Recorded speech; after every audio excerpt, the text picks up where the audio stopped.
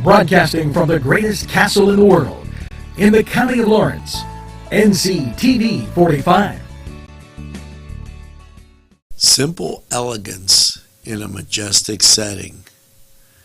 Yes, right here in downtown Newcastle, minutes away from shopping, seconds from a gas station, and let's not forget pastries, a restaurant, and oh yes, the schools. The majestic for that majestic lifestyle, right in the greatest castle, Newcastle. Come by and take a look. At our law firm, we see you. Come see us at lgkg.com.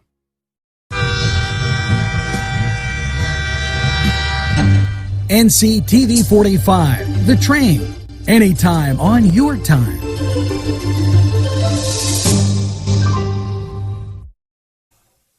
Hello and welcome to another Focus NC. A little bit different Focus NC than maybe you realize.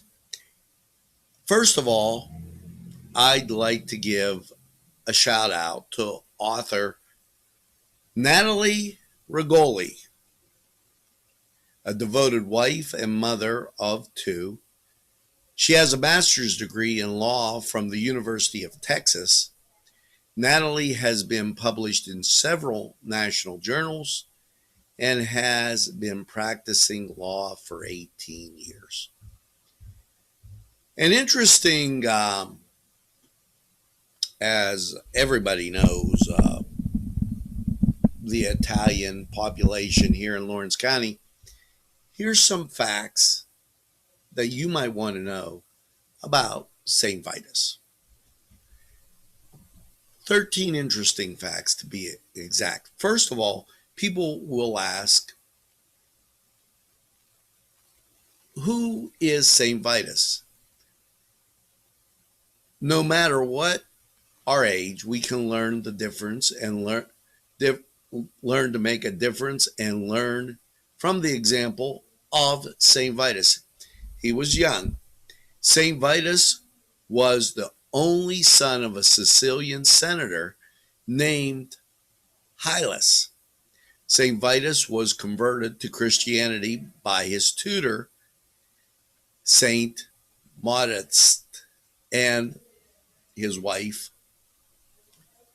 Saint Christine Crescenta, and they're a little bit different names to pronounce.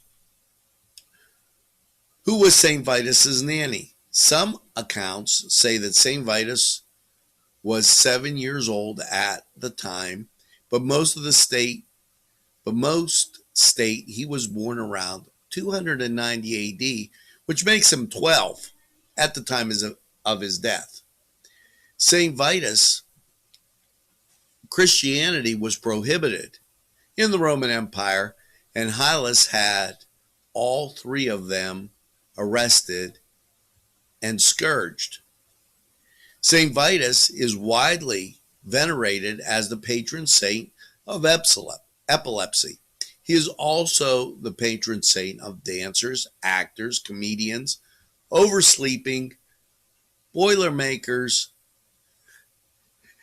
and there is a St. Vitus dance in several cities in Prague, and Regatta. Here are the 13 facts about St. Vitus, but we're going to take this break, and I'll be right back to give you those facts. It was a peaceful day, don't you know? And then the volcano started to go.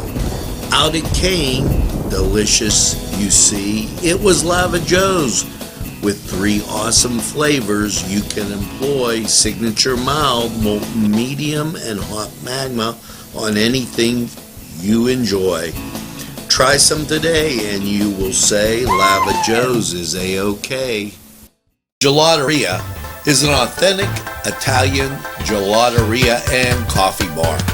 Established in 2018 by founder Alex Papa, this gelateria is excellent. And let's not forget the pastries, cannoli, tiramisu, baklava, and scones, but also, and very important, gelata. And they have paninis too. It's Papa's Gelateria is located 318 Highland Avenue. They're open 7 to 9. We're back and we're talking about St. Vitus, and let's go through the facts about St. Vitus. St. Vitus died in 303 AD after being scourged and stretched on the rack and tortured. St. Vitus was canonized around 500 AD.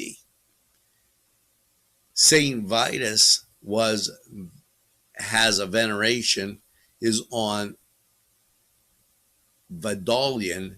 A Vidalian or St. Vitus Day is a most important holiday in Serbian national and religious holidays. In addition to commemorating St. Vitus, it commemorates the day when the Serbians lost their independence to the Ottoman Empire in 1389 in the Battle of Kosovo. St. Vitus, the symbol and iconograph of being boiled alive. That's the most popular one. St. Vitus is often depicted as a teenager or young man sitting in a cauldron or standing holding a roaster. St. Vitus feast day is June 15th, and I put this out just before the feast day as I thought this was something. We're available anytime on your time. I thought this was something that would be interesting. His feast day is June 15th, the date of his martyrdom. He shares the feast day with St. Modest and St. Crescina, who were martyred on the same day. It's observed in the Czech Republic, Italy, the German, and Serbia, and other places where he is venerated. In Serbia, the day is celebrated on the 28th and is called Vidalvan, where it is celebrated as a national holiday. St. Vitus' arms are separate from the rest of his remains. The remains of St. Vitus are interned in two places. One of his arms is in a crypt under the St. Vitus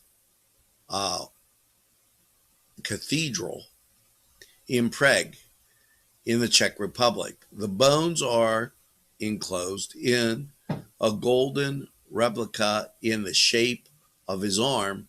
The rest of the remains are in Germany. Now, we're going to take this break and we'll continue with the facts about St. Vitus right after this. This program sponsored by Lombardo's Apothecary, located at 1230 South Mill Street on the south side of Newcastle. Jim Micco and Sons, 347 East Washington Street in Newcastle, can service a lot of your lawn equipment. It's jimmickoandsons.com, their website, and you can email them at jimmickoandsons@verizon.net. Their phone number, 724-652-6911. Proud sponsors of community television in Newcastle.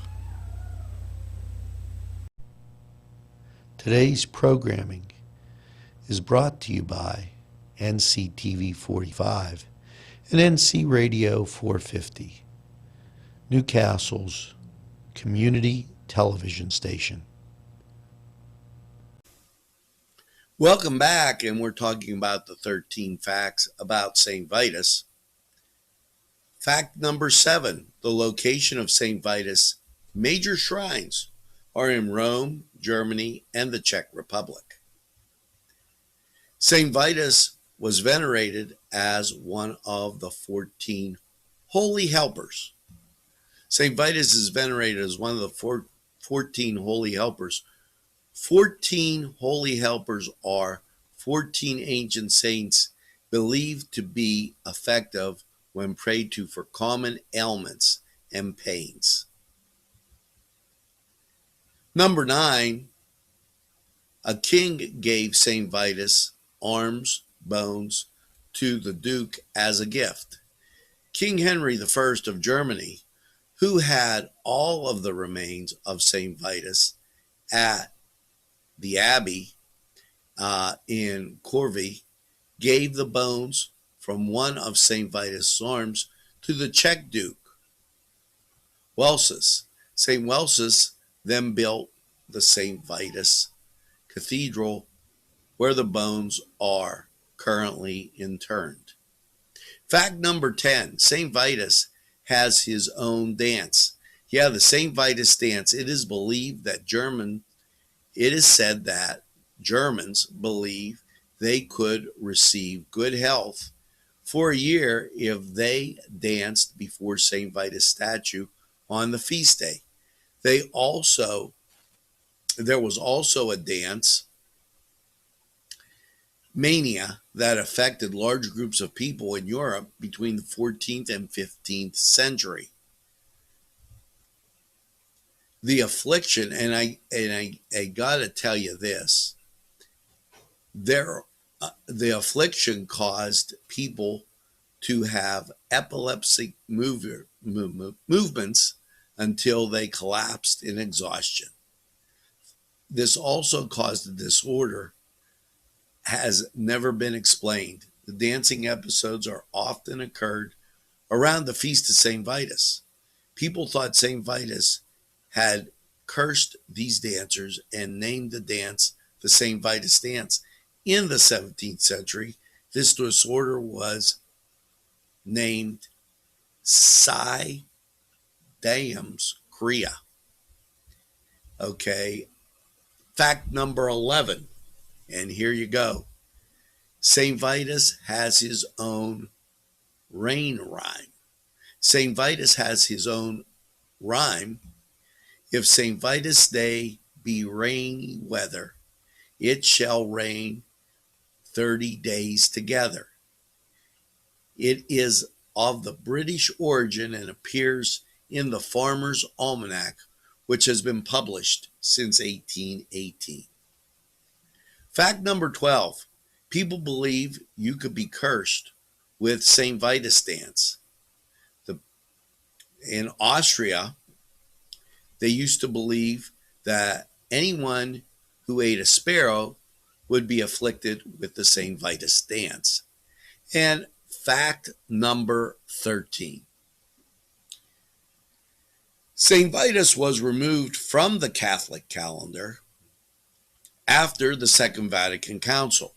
The Catholic Church revised its calendar of saints and removed St. Vitus and several other saints from its calendar. The justification for removal was that very little was known about him. The Catholic Church continues to recognize St. Vitus as a saint and permits churches and places to dedicate to him to continue to celebrate the masses of St. Vitus on his feast day. St. Vitus was a great warrior of faith. Despite his youth, he gave his life for the love of Christ. We are pressed by challenges to our faith, just as the early martyrs were. And though we will probably not be invited to die for Christ, we should be encouraged by the example and the intercession of St. Vitus. Special thanks to Natalie Regali, the author of that piece. For Focus NC and NCTV45, I'm Angelo Parada, and here's hoping you have a great day.